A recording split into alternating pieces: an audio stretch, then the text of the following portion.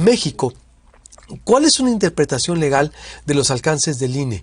Muchos dijeron en redes, el INE no se puede meter con un particular, un empresario, pero estamos hablando de una servidora pública en el debate. Estamos hablando, ya le leí parte nomás de los insultos de Ricardo Salinas, hay que decirlo porque son insultos a una persona hacia una servidora pública. No estoy tampoco justificando a la servidora pública, que se ha manejado también con un lenguaje no propio en otros años, a lo mejor ahorita, pero ¿se justifica esto? Que lo que estamos viendo es una medida cautelar preliminar. ¿Cuáles son los alcances y lo que estamos viendo, Benito o Nasif, de lo que hizo el INE? ¿Cuál sería tu apreciación jurídica del instituto? ¿O fue correcto? ¿Se puede esto? Benito Nasif, ex consejero nacional del INE, qué gusto saludarte. Bienvenido a Proyecto Puente. Hola Luis Alberto, muchas gracias por la invitación. Es una pregunta muy importante la que planteas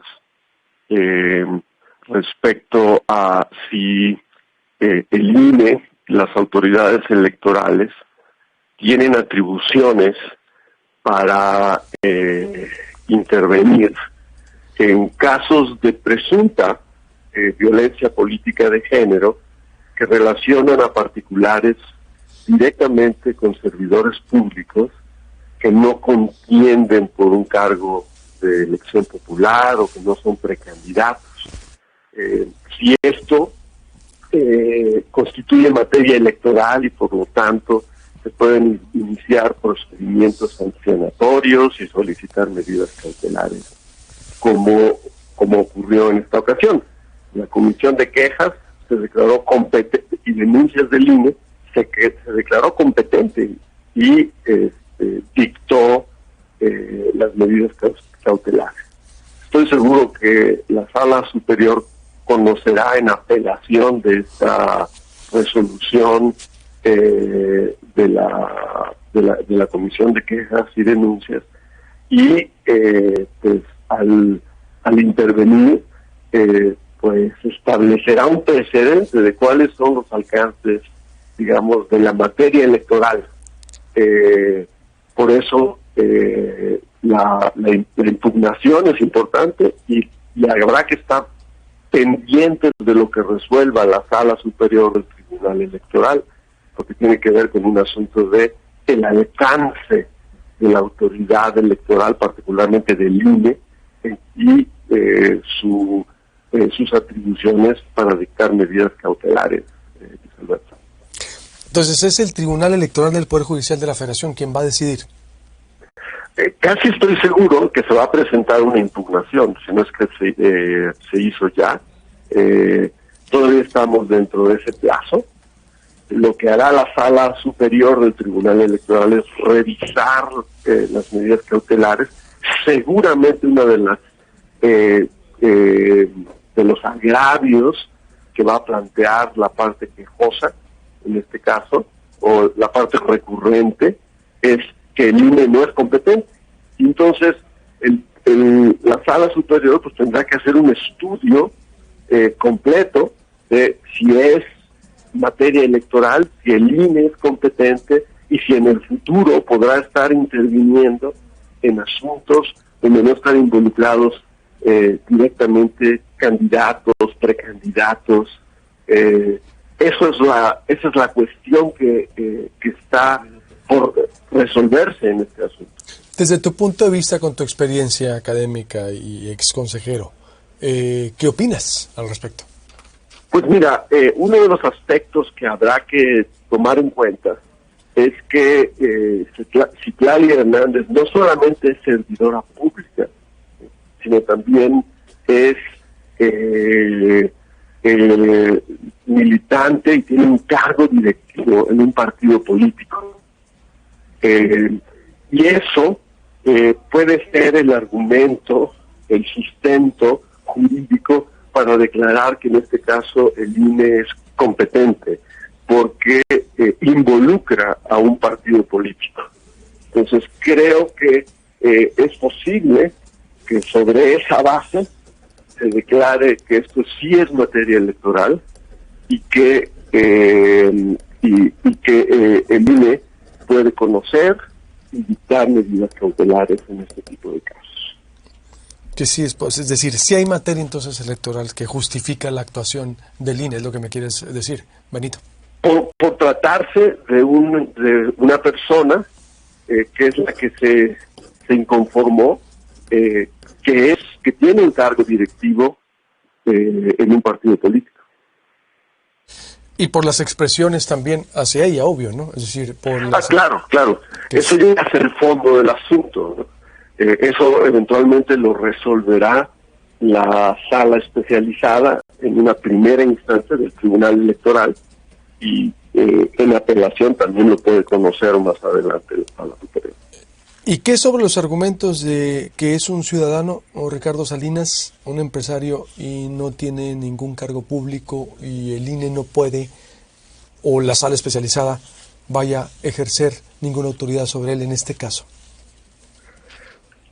Yo creo que ese argumento no tiene mucho mérito, ¿sí?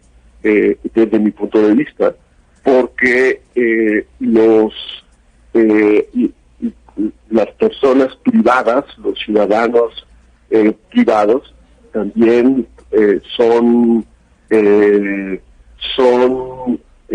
sujetos obligados de la ley electoral, de las resoluciones del INE y del Tribunal Electoral.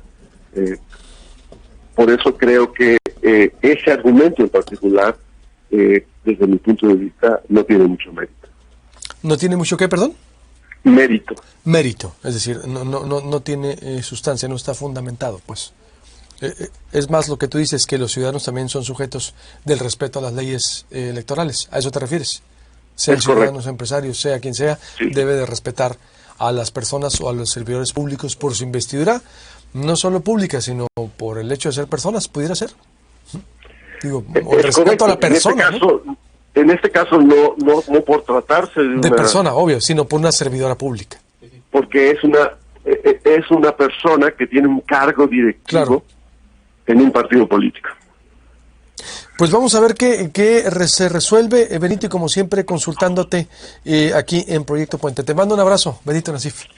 Igualmente, un saludo muy afectuoso. Igualmente, Benito Nasif, ¿cómo la ve usted? Una perspectiva legal, electoral, de alguien, por supuesto, que conoce la materia electoral, un ex consejero del INE, ya lo dijo, es posible, se está basando el INE en el cargo de Citlali, es decir, Citlali es una servidora pública y sí amerita la aplicación de un criterio legal electoral. Lisset Sandoval, a ver, ¿qué es la violencia política de género? Que nosotros estamos cumpliendo eso también sin cumplir ningún pleito más en estos tiempos. Por eso, a lo que veo yo, cuando veo mucha gente que se va de boca comprando pleitos políticos, bueno, como lo hicimos nosotros también, que bueno, digo, uno tiene que equivocarse para darse cuenta de que comprar pleito de nadie, de ningún partido político, porque luego gobiernan y se hacen amigos y pasa como el presidente, ¿no? Que el presidente dice que va a sentar a todo mundo y no, pero pues él aplica la máxima juarista. Y así son, digo, se ponen de acuerdo entre ellos, y es decir, y todo lo que dicen los opositores ahora, no importa cuando leas o escuches esto, y los que salen del gobierno, y todo, cuando llegan a gobernar, hacen peor, o lo mismo 10 veces peor, lo que hacían los que estaban. Por eso cabeza fría y sin perder tiempo de cómo gobiernan. Porque pues está en medio del conflicto, Citlali, Ricardo Salinas, y el presidente sale con esto, de que prohibido prohibir libertad. Pues ¿qué está detrás? ¿Qué compromiso está el presidente? Digo, ayer escribía Cepeda Patterson muy ilustrativo, lo vamos a contactar, un artículo que hay entre el presidente y Ricardo Salinas. Digo, por menos a otros los agarra y palo y garrote. ¿Qué son las cosas contrastantes y esos bandazos del presidente? Como lo ha hecho con otros empresarios o dirigentes, pero bueno, es la máxima juarista: a los amigos, justicia y gracia. Concentrémonos. ¿Qué es violencia política de género? Lisset Sandoval, te saludo con gusto, colaboradora de Proyecto Puente, es decir, en el caso Ricardo Salinas y Citlali Hernández. ¿Qué es la violencia política? Hola, Luis Alberto. De género. ¿Sí me escuchan? Sí, adelante, te saludamos con gusto. Hola, buenos días, mucho gusto estar aquí con ustedes.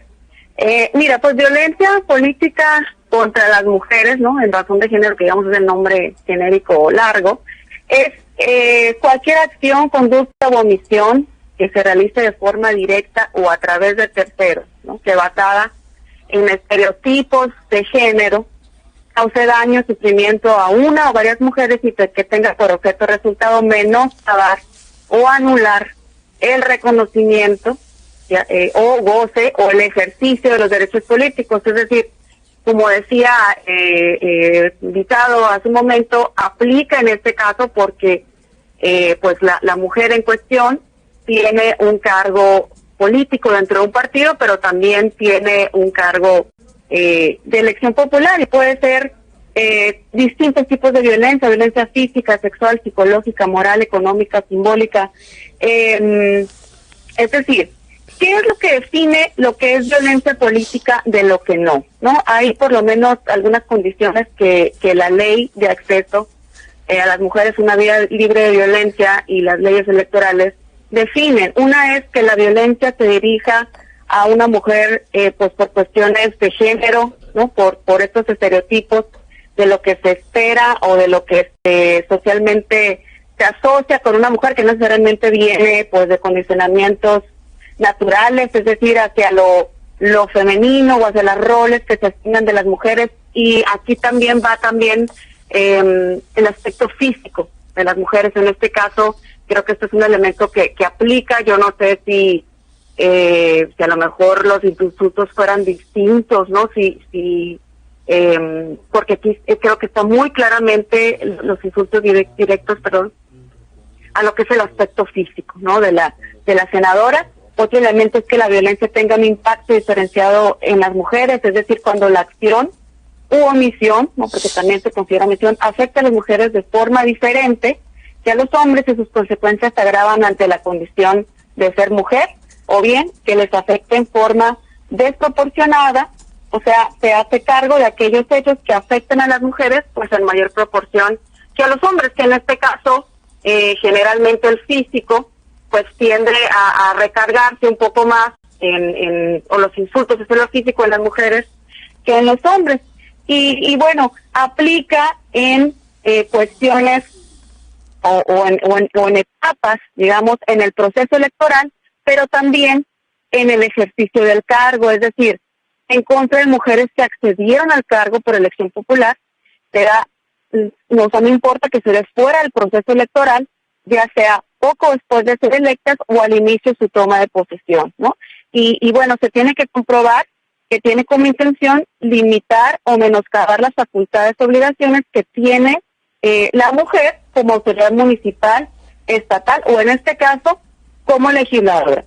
¿Y por qué sí legalmente podría defender que aplica Ricardo Salinas Pliego aunque no tiene ningún cargo popular? Pues porque tanto la ley de acceso, como te comentaba, a las mujeres en una vida libre de violencia, como las leyes electorales dicen que el acto puede ser cometido por cualquier persona o grupo de personas, ¿no? Lo define como cualquier persona física o jurídica, entre otra lista, ¿no?, larga de personas que lo pueden cometer. Y bueno, la legalidad define por lo menos 21 acciones muy específicas de lo que representa violencia política de género. Lo pueden consultar cualquiera que esté interesado.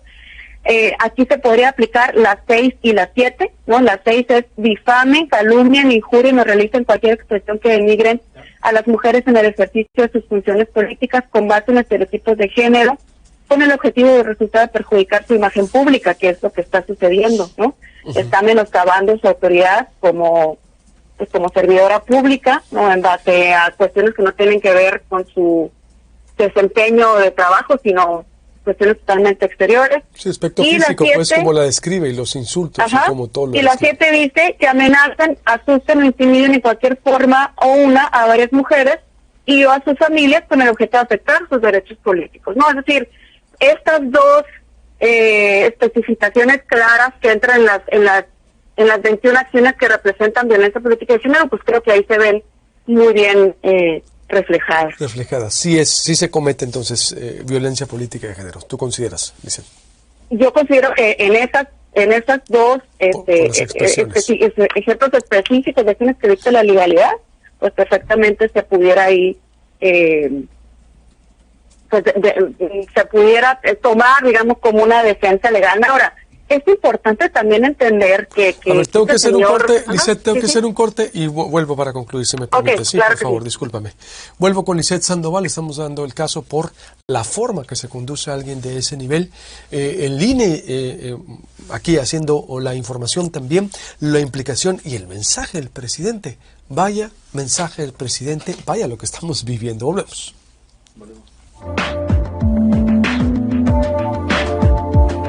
Cortés. Lisette, para concluir lo de violencia política de género, que eso también han opinado tú y Lisbeth la semana pasada. Entonces, ¿cuál sería la conclusión, Lisbeth? Vaya tiempo que estamos viviendo. Adelante, Lisette Sandoval. Pues bueno, legalmente sí se vislumbran elementos para valorarlo como violencia política de género. Habrá que ver pues cómo lo resuelve, ¿no?, el tribunal, pero bueno, por lo menos hay 17 legalidades, tanto internacionales como nacionales, a las que podría apelar la senadora. Es decir, también en este caso el sujeto de cuestión, Ricardo Salinas, pues tiene que estar consciente de que hay una gran materia ya legislada, en donde se ha legislado en términos de violencia política de género, y en este caso los tratados internacionales, como por ejemplo Convención Belén do Pará, entre otras varias a las que está suscrito México, adquieren el rango de carácter constitucional, ¿no? Entonces, pues hay ahí una gran, digamos, diversidad de legalidades de donde echar mano y desde ahí visibilizar las acciones de violencia política. Y lo del presidente, pues qué tremendo, que no, si no defiende ni a su propia señora pública, ¿no? Imagínate a alguien que no está ahí con él. Sí, es impresionante los bandazos, ¿no? Los contrastes presidenciales, los contrastes por eso yo creo que hay dos momentos que perdió la oportunidad México de impulsar una cultura política y de legalidad. Primero con Fox en el 2000, que se alió con el PRI, y pues ya sabemos cómo terminó, la farsa de Vicente Fox y la democracia, los panistas, y ahora con el presidente, que pues la legalidad la aplica de acuerdo a los amigos, o depende. Es gravísimo, y no porque estemos a favor o en contra de nadie. A mí no me interesa comprar pleito de ningún partido político, créeme, después de la experiencia de Sonora, porque a la hora de gobernar son otra cosa. Todos, no importa cuando escuches y leas esto, por eso que hay que tener cabeza fría, pero la legalidad en este país pues no le gusta a nadie, y la democracia es también, depende de quién la ejerce o quién la pierde. Abrazo, mi estimada, estamos en contacto.